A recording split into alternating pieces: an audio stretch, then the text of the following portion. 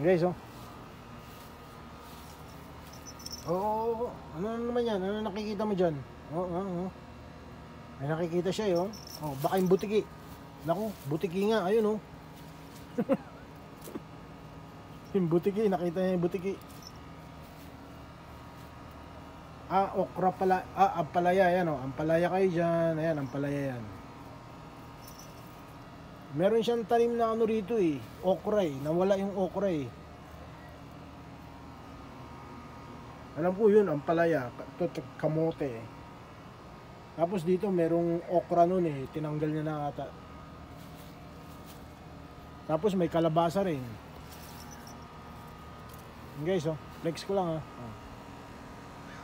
O, diba?